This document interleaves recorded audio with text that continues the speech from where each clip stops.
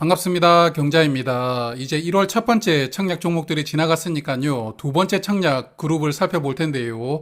다음 주에도 두 종목이 청약을 대기하고 있는데 오늘은 먼저 미래반도체를 살펴보겠습니다. 미래반도체는 오브젠과 같이 청약을 합니다. 다음 주 월요일과 화요일에 청약을 하고요. 환불일은 목요일입니다. 그래서 환불 기간은 이틀이고요.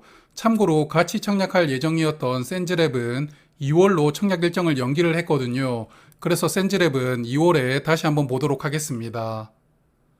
이번 청약은 360만 주를 모집합니다. 일반 투자자에게는 90만 주가 배정될 예정이고요. 우리사주조합에 배정된 수량은 없습니다. 주관사는 신한투자증권이고요. 온라인으로 청약하시면 한도는 6만 주가 됩니다. 그리고 최소 청약 수량은 50주부터이고 신한투자증권도 청약 수수료는 2,000원 받고 있습니다. 자, 그럼 회사부터 파악을 해보겠습니다. 미래반도체는 삼성전자 국내 유통 파트너 중 하나인데요. 현재 3개의 공식 파트너가 있는데 그 중에 하나가 미래반도체입니다.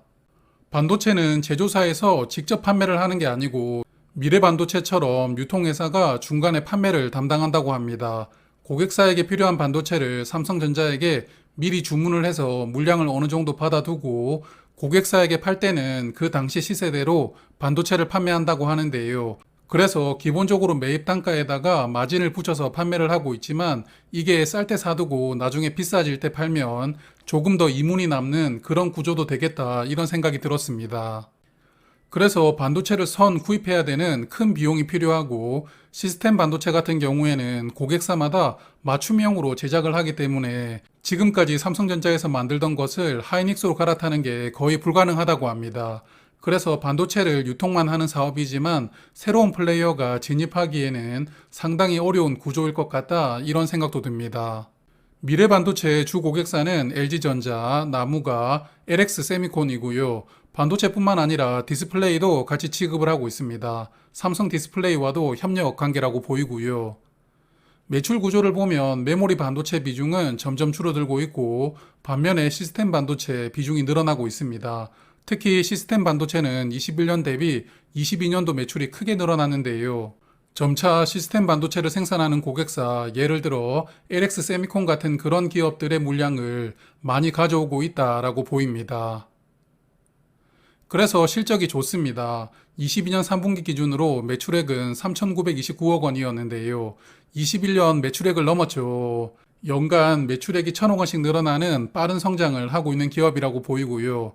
다만 유통사업이다 보니까 이익률이 높지는 않은데 22년도는 21년 대비 이익률이 줄었습니다. 아무래도 반도체 수요가 둔화되다 보니까 마진폭도 줄어들지 않았나 생각을 하는데요. 최근에 삼성전자가 22년 4분기 잠정 실적을 공개를 했는데 어닝 쇼크가 나왔습니다. 모바일도 실적이 부진했지만 주요 원인은 반도체였는데요. 화면 보시면 반도체 가격이 떨어지면서 매출액이 22년 3분기 대비 약간 줄어들었습니다. 그런데 이익은 크게 줄어들었거든요. 4분기 이익을 보시면 3분기 대비 절반 이하로 줄어들었습니다. 그리고 올해 1분기나 2분기에는 반도체에서 적자가 예상된다라는 전망도 나오고 있거든요. 그래서 미래반도체도 삼성전자의 이런 상황에서 자유로울 수가 없다고 보고요. 아무래도 비슷한 영향을 받으면서 4분기부터는 실적이 축소되지 않았을까 예상을 합니다. 그래서 22년 3분기까지 좋은 실적을 보여주었지만 4분기부터는 이런 실적 우려가 있다라는 것을 염두를 해두시고 청약을 판단하시면 좋을 것 같습니다. 자, 그럼 워밍업의 하이라이트이죠. 공모 가격 보겠습니다. 유사 기업은 2개 회사였는데요. 메커스, 유니트론텍이었습니다. 나머지 2개 회사는 시가총액이 2천억 원을 넘어간다고 제외를 했는데 제가 봤을 때는 2개 기업이 더 포함되면 평균 PER을 까먹기 때문에 그냥 제외를 시킨 것 같습니다. 그런데 제외된 기업 중에 SAMT는 미래반도체처럼 삼성전자 국내 유통 파트너이거든요. 세 곳 중 매출액도 가장 큰 회사입니다. 매출이 2조 원이 넘더라고요. 그래서 이 종목은 포함시켜서 밸류를 한번 계산을 해보겠습니다. 어제 기준 주가로 PER을 계산을 해보면 메커스는 5, 유니트론텍은 4.4, SAMT는 PER이 4.5였습니다. 유통기업이다 보니까 PER이 그다지 높지는 않은데요. 세 종목 평균 PER은 4.6이었습니다. 미래반도체는 최근 4분기 순이익은 196.4억 원이었는데요. 22년 4분기 이익은 21년 4분기보다 적을 확률이 높다고 보기 때문에 22년도 순이익이 196억 원보다는 적을 것으로 봅니다. 여하튼 최근 4분기 순이익에 유사기업의 평균 PER인 4.6을 적용하면 적정 시가총액은 912억 원, 그리고 주가는 6,320원으로 계산이 됩니다. 이 종목은 상단 공모 가격이 6,000원이고 하단 가격은 5,300원이었는데요.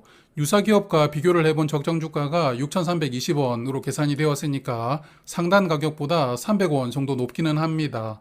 그래도 22년 4분기 실적이 좋지 않을 확률이 높다고 보기 때문에 상단 가격으로 정해진다면 저는 메리트가 거의 없다고 보고 있거든요. 그래서 이 종목은 하단 가격인 5,300원으로 공모 가격이 정해진다면 저는 청약 고민해 볼 생각이고요. 이 가격보다 더 높게 정해진다면 수요 예측을 좀 보면서 판단을 해봐야 될 것 같습니다. 유통 물량은 아주 깔끔합니다. 기존 주주가 없고요. 최대 주주와 상장 주관사인 신한투자증권이 의무로 인수하는 물량만 있습니다. 그래서 상장일에는 공모 주식만 유통되는데 비중은 24.9%이거든요. 그래서 유통 물량은 양호한 종목입니다. 자, 그럼 미래반도체는 여기까지 보고요. 같이 청약하는 오브젠도 한번 미리 봐야 되겠죠. 내일 저녁에는 오브젠 워밍업으로 다시 인사를 드리겠습니다. 그럼 오늘은 여기까지 할게요. 고맙습니다.